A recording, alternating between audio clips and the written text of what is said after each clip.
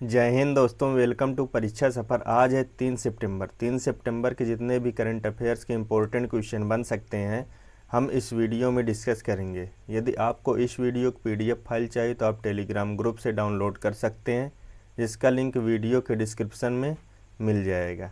तो चलिए हम स्टार्ट करते हैं। आज का हमारा पहला क्वेश्चन है, हाल ही में विश्व नारियल दिवस कब मनाया गया है? तो ये मनाया गया 2 सितंबर को। 20 का क्या हो जाएगा? करेक्ट आंसर हो जाएगा। 2 सितंबर को विश्व नारियल दिवस के रूप में मनाया जाता है, इसको आप याद रखिएगा। विश्व नारियल दिवस हर वर्ष 2 सितंबर को मनाया जाता है। यह दिवस एशियन पैसिफिक कोकोनट कम्युनिटी की स्थापना का स्मरण कराता है।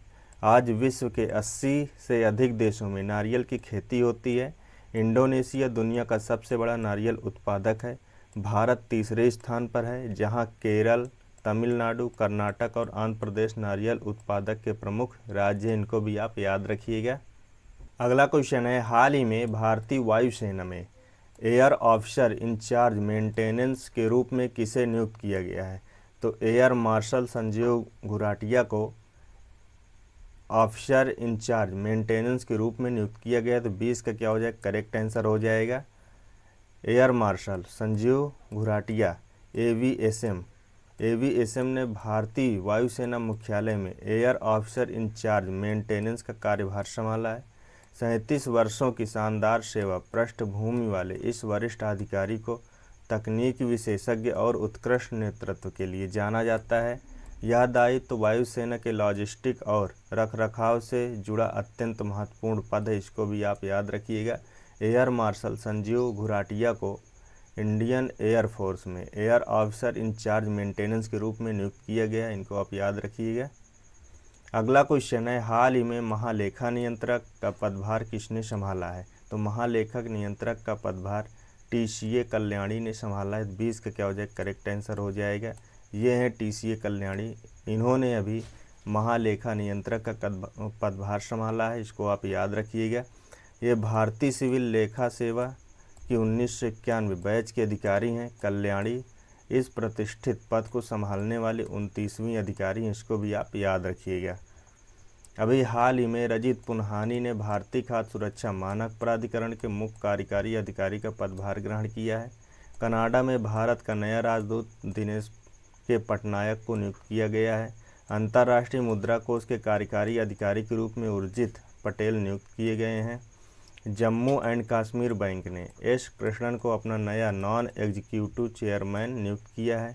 ग्राहम हाउसिंग फाइनेंस के नए MD and CEO Arjun Chaudhary बने हैं। आरबीआई ने इंद्रनील भट्टाचार्य को मौद्रिक नीति समिति का नया पदेन सदस्य नियुक्त किया है। सतीश गोलचा को दिल्ली पुलिस आयुक्त का पदभार नियुक्त किया गया है।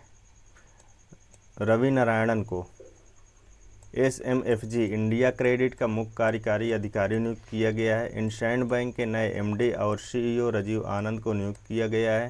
खालिद जमील को सीनियर पुरुष राष्ट्रीय फुटबॉल टीम का मुख्य कोच नियुक्त किया गया है। गौरव बनर्जी को राष्ट्रीय मीडिया और मनोरंजन परिषद का अध्यक्ष नियुक्त किया गया, इनको भी आप याद रखिएगा। अगला क्वेश्चन है, हाल ही में भारतीय सेना युद्ध अभ्यास 2025 के लिए कहाँ रवाना हुई है? तो ये हुई है अलास्का के लिए। 20 का क्या हो जाएगा? करेक्ट आंसर हो जाएगा। भारतीय सेना युद्ध अभ्यास 2025 के लिए का अलास्का रवाना हुई है। तो 20 का क्या करेक्ट आंसर है? भारतीय सेना का एक दल 1 से 14 सितंबर 2025 तक होने वाले भारत और संयुक्त राज्य अमेरिका के बीच संयुक्त सैन्य अभ्यास युद्ध अभ्यास के 21वें संस्करण में भाग लेने के लिए फोर्ट वेनराइट अलास्का के लिए रवाना हो गई है। इस वार्षिक द्विपक्षीय अभ्यास का उद्देश्य दोनों देशों के सशस्त्र बलों के बीच अंतर संचालन, सामरिक दक्षता और सहयोग को बढ़ाना है, इसको भी आप याद रखिएगा। अगला क्वेश्चन है, हाल ही में महिलाओं के लिए कार्यक्रम निवेशक दीदी के दूसरे चरण की शुरुआत कहाँ की गई है? तो ये शुरुआत हैदराबाद में की गई। 20 का क्या हो जाएगा? करेक्ट आंसर हो जाएगा। निवेशक दीदी के दूसरे चरण की शुरुआत हैदराबाद में की गई। 20 का क्या करेक्ट आंसर है? निवेशक शिक्षा और संरक्षण कोष प्राधिकरण जो कॉरपोरेट कार्य मंत्रालय के अधीन कार्यरत है। निवेशक शिक्षा और संरक्षण कोष प्राधिकरण ने अपने प्रमुख कार्यक्रम निवेशक दीदी के दूसरे चरण की शुरुआत की है। यह पहल 1 सितंबर 2025 को पटेलगुड़ा पंचायत हैदराबाद से शुरू की गई है। इसको भी आप याद रखिएगा। अगला क्वेश्चन है, हाल ही में एनसीईआरटी ने अपने 65वें स्थापना दिवस पर छोटे बच्चों के लिए कौन सा नया टीवी चैनल लॉन्च किया है? तभी एनसीईआरटी ने बाल वाटिका टीवी चैनल लॉन्च किया है, दीक्षा 2.0 लॉन्च किया है, प्रशस्त 2.0 लॉन्च किया है। तो इसका राइट आंसर क्या हो जाएगा? उपर्युक्त सभी। डी इसका क्या हो जाएगा? करेक्ट आंसर हो जाएगा। राष्ट्रीय शिक्षा अनुसंधान और प्रशिक्षण परिषद ने 1 सितंबर 2025 को अपना 65वां स्थापना दिवस मनाया, जिसमें राष्ट्रीय शिक्षा नीति 2020 के अनुरूप कई पहलों का अनावरण किया गया है। इस कार्यक्रम में बाल वाटिका चैनल, दीक्षा 2.0, प्रशस्त 2.0 और प्रारंभिक बचपन और स्कूली शिक्षा के लिए समावेशी और डिजिटल शिक्षा के उद्देश्य से अन्य उपकरणों का शुभारंभ किया है। तो डी इसका क्या हो जाएगा? करेक्ट आंसर हो जाएगा।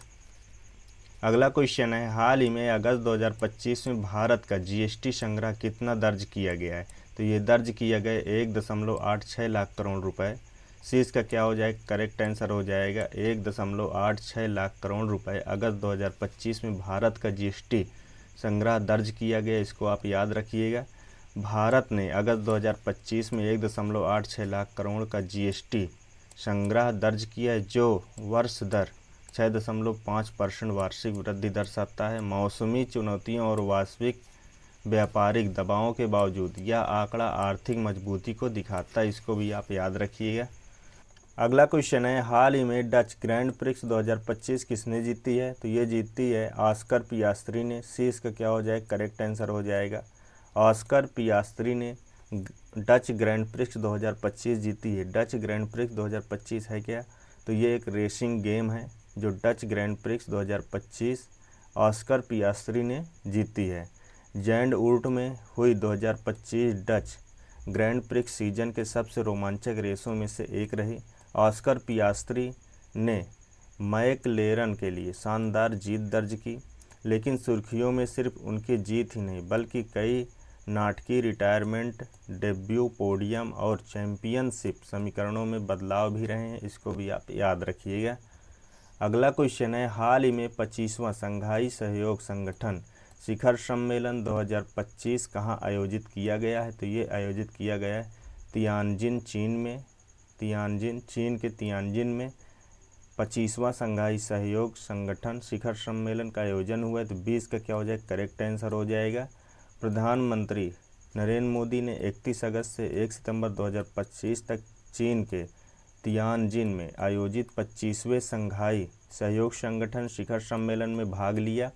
इस सम्मेलन में सदस्य देशों के नेताओं ने सुरक्षा, वैश्विक शासन, आर्थिक सहयोग और सतत विकास जैसे विषयों पर व्यापक चर्चा की है। इसको भी आप याद रखिएगा। अगला क्वेश्चन है, हाल ही में किस ऑस्ट्रेलियाई गेंदबाज ने T20 अंतर्राष्ट्रीय क्रिकेट से संन्यास की घोषणा की है? तो ये मिचेल स्टार्क हैं। इन्होंने अभी T20 अंतर्राष्ट्रीय क्रिकेट से संन्यास की घोषणा की है। ये ऑस्ट्रेलिया के गेंदबाज हैं। इन्होंने अभी T20 अंतर्राष्ट्रीय क्रिकेट से संन्यास की घोषणा की। 20 का क्या हो जाएगा? करेक्ट आंसर हो जाएगा। ऑस्ट्रेलिया के दिग्गज गेंदबाज मिचेल स्टार्क ने 35 वर्ष की आयु में आधिकारिक तौर पर T20 अंतर्राष्ट्रीय क्रिकेट से संन्यास ले लिया है। यह कदम 2026 T20 विश्व कप से कुछ ही महीनों पहले आया है और इसका उद्देश्य उनकी टेस्ट और वनडे कैरियर को लंबा खींचना है, जहां वे ऑस्ट्रेलिया का प्रतिनिधित्व जारी रखना चाहते हैं। इसको भी आप याद रखिएगा। अगला क्वेश्चन है, हाल ही में भारत और किस देश के बीच संयुक्त सैन्य अभ्यास मैत्री 2025 मेघालय में शुरू हुआ है? तो ये थाईलैंड के साथ भारत और थाईलैंड के बीच संयुक्त सैन्य अभ्यास मैत्री 2025 मेघालय में शुरू है। तो ए इसका क्या हो जाएगा? करेक्ट आंसर हो जाएगा।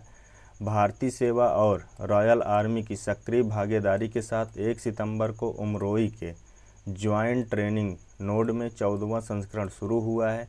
यह अभ्यास 14 सितंबर तक चलेगा। इसको भी आप याद रखिएगा। यह क्वेश्चन है कल के लास्ट वीडियो का, हाल ही में कहाँ प्रभु श्री राम की 51 फीट ऊंची प्रतिमा का अनावरण किया गया?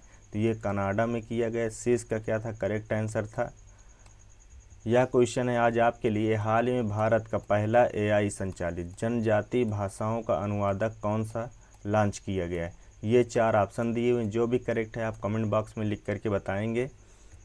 यदि आपको इस वीडियो की PDF फाइल चाहिए तो आप टेलीग्राम ग्रुप से डाउनलोड कर सकते हैं, जिसका लिंक वीडियो के डिस्क्रिप्शन में मिल जाएगा। यदि आपको यह वीडियो हेल्पफुल लगा हो, अच्छा लगा तो आप चैनल को लाइक कर दें, सब्सक्राइब कर दें और दोस्तों को शेयर करना ना भूलें। मिलते हैं अगले वीडियो में। जय हिंद।